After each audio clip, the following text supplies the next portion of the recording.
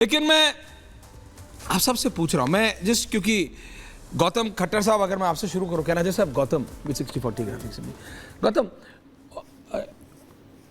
जो बाबा ने कहा है कि बटोगे तो कटोगे, दिस इज एग्जैक्टली यही है जो अंग्रेज करते थे, बांटते थे और राज करते थे।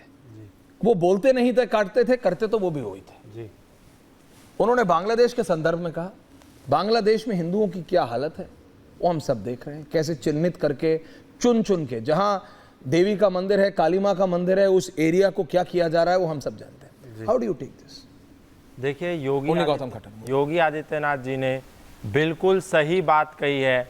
उन्होंने हिंदुओं को जगाने का काम किया है, सनातनियों को एक करने का काम किया है। उन्होंने हिंदुओं को केवल एक संदेश दिया है कि जिस प्रकार से मुसलमान लोग, चाहे देवबंदी हो, चाहे मुरादाबादी हो, चाहे बरेलवी हो, चाहे कुरैशी हो, किसी भी फिरके के हो, चाहे शिया हो, सुन्नी हो, जब इस्लाम की बात आती है, जब कुरान की बात आती है, जब अल्लाह ताला की बात आती है, जब मोहम्मद साहब की बात आती है, तो अंततः गत्वा प्रत्येक मुसलमान चांद सितारे वाले झंडे के नीचे खड़ा हो जाता है। तो लेकिन एक साथ आने में खराबी क्या है सरावत साहब? अगर वो एक साथ आ रहे हैं तो उसमें खराबी क्या है? यही बात तो योगी जी ने कहा है, यही बात योगी जी मैं कह रहा हूं, एक साथ आने में, किसी को भी एक साथ आने में क्या खराबी है? देखिए, वो उनके आराध्य हैं, बिल्कुल, वो अपने आराध्य के लिए एक साथ आ रहे हैं, हम अपने आराध्य के लिए एक साथ आ रहे हैं। इसीलिए तो मैं कह रहा हूं, भारत के राजनेताओं को, भारत के लोगों को योगी जी के बयान से परहेज क्यों है? ये बात तो इस्लाम के लोग सब फॉलो करते हैं, उस पर क्यों नहीं किसी को आपत्ति होती? नहीं, मैं कह रहा हूं किसी को होती है आपत्ति, किसी को नहीं होती आपत्ति। नहीं, किसी राजनेता को नहीं होती। तो वही तो मैं कह रहा हूं, किसी को आपत्ति नहीं होनी चाहिए। जी। अगर रिजवी साहब, एक से कहना है रिजवी साहब ऑन ए रोल, मैं मार रहा हूं, कमिंग टू इन 30 सेकंड्स। अगर सब एक साथ हैं, एका में तो बल है ना, अगर सब एक साथ है तो इसमें कोई खराबी है? सबके आराध्य, आपके हो, मेरे हो, सब किसी के, सबके आराध्य कहते हैं भाई एक साथ रहो, खुशी खुशी रहो। के नाम पे एक तक कौन सी बात आ गई? जब हमारा देश गुलाम था जी, तो उस वक्त क्या जरूरत थी कि हम अंग्रेजों को यहाँ से भगाएं? तो उस वक्त एकता का तो नारा दिया गया, एकता में बल, बिल्कुल, वंदे मातरम सब एक साथ नारा दिया गया, इंकलाब जिंदाबाद का नारा दिया गया, और सब एक साथ आए, बिल्कुल आए, एकजुट हुए। वहां तो कोई नहीं था, और आपने देखा कि उसका नतीजा ये हुआ कि गुलामी से हमें आजादी मिली और अंग्रेजों जो है वो भागने में मजबूर हो गए। तो इसलिए देखिए कि कौन सी बात कहाँ कैसे कही जाती है, ये सलीका हो तो हर बात सुनी जाती है। तो बात ये है ना कि योगी जी जो कह रहे हैं, कैसे कह रहे हैं, कब कह रहे हैं, क्यों कह रहे हैं, ये सोचने की ज़रूरत है।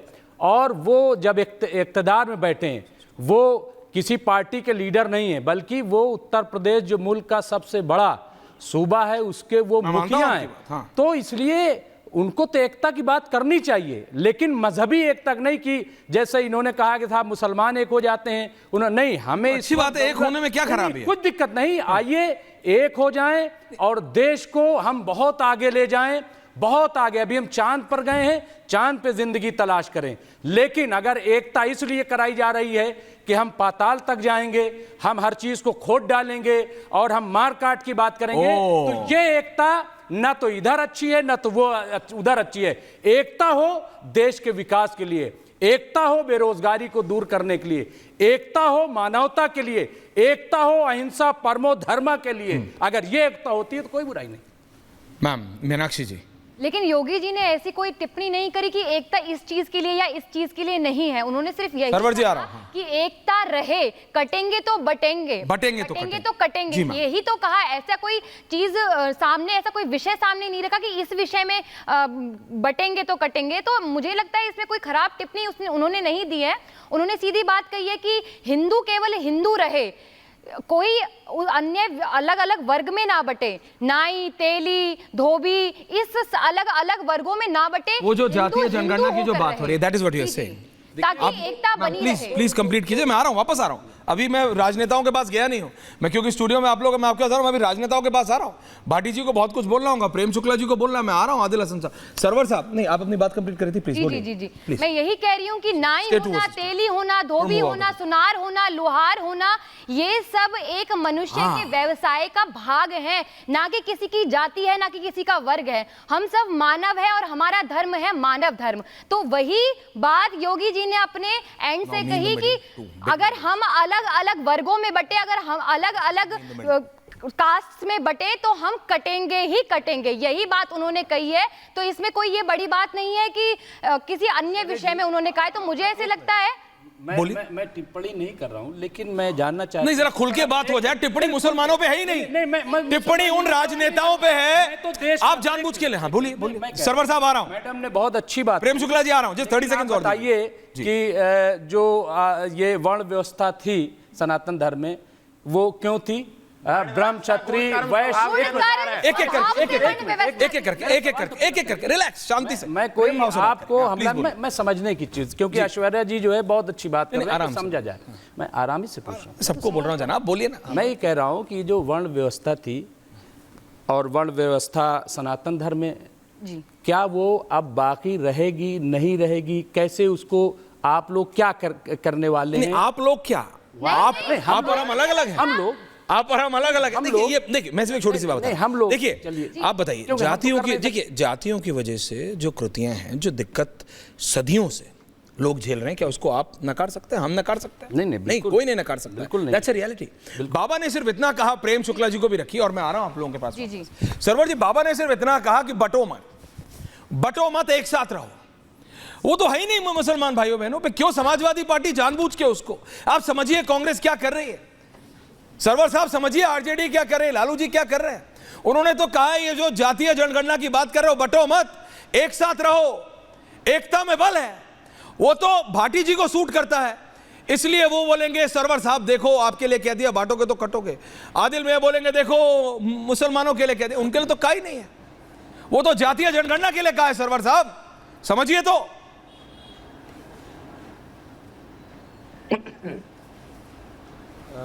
ईश्वरीय जी, किसी को भी संयुक्त रहने के लिए चाहे वो परिवार हो या देश हो, अगर एक साथ रखना है तो सबके अधिकार आपको देने पड़ेंगे।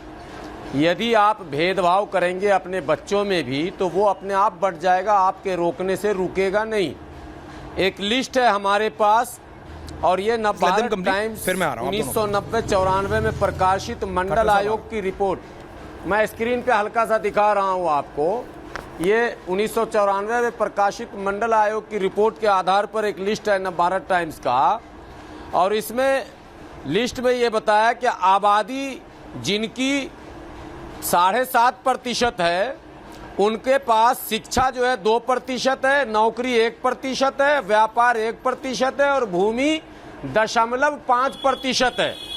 जिनकी आबादी 15% है, उनके पास शिक्षा 6% है, नौकरी 4% है, व्यापार 1% है, भूमि 0.5% है। जिनकी आबादी 52% है, उनके पास शिक्षा 12% है, नौकरी 7% है, व्यापार 8% है और भूमि 4% है। और जिनकी आबादी 3.5% है, उनके वो राजनीति में 41% है, शिक्षा में 50% है, नौकरी में 62% है, व्यापार में 10% है और भूमि 5% उनके पास है। जिनकी आबादी 5.5% है, उनकी राजनीति में 15% भागीदारी, शिक्षा में 16%, नौकरी में 12%, व्यापार में 27% और भूमि 80% उनके पास है। योगी आदित्यनाथ जी जिस जाति के हैं। हाँ। अब सवाल ये पैदा होता है कि जल जंगल जमीन व्यापार राजनीति नौकरी अगर सब में सबको अधिकार नहीं देंगे, उनकी भागीदारी नहीं होगी। हाँ। तो एकता किस बात पर होगी, जरा ये बताइए ना। एक छोटी सी बात पहले मैं आपको रोकते हुए कह दूं, फिर प्रेम शुक्ला जी जवाब देंगे आपको। छूट गए। गौतम कुछ बोलना चाह रहे हैं, मैं आ रहा हूं। प्रेम